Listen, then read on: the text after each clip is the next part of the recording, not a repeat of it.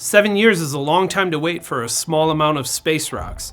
That's how long NASA's OSIRIS-REx mission took, from its launch on September 8, 2016, to its return to Earth on September 24, 2023. The mission succeeded in collecting samples from a nearby asteroid and bringing them back to Earth for scientists to study.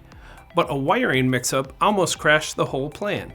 NASA said it found that inconsistent wiring label definitions in the design plans likely caused engineers to incorrectly wire the parachute's release triggers for the capsule. That resulted in the smaller chute, called a drogue, to fire in the wrong order. The smaller chute was supposed to deploy at an altitude of about 100,000 feet, so it could slow the capsule for about 5 minutes before it hit 10,000 feet and the main parachute took over.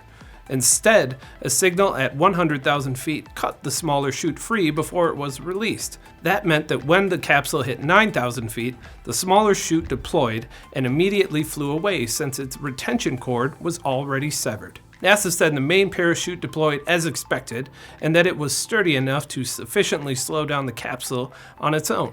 The agency said there was no negative impact due to the parachute problems. The primary cause for the mishap was confusing labels on the design plans.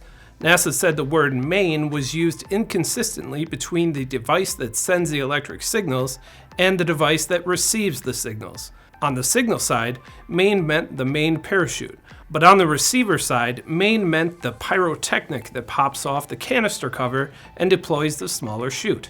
When engineers connected the two mains, it shuffled the order of the parachute deployment actions. But no harm, no foul. And with the asteroid sample safely back on Earth, scientists can now begin research to see just how much of a role crashing asteroids played in laying the foundations for life on Earth. I'm Ben Munson, and this is Manufacturing Now.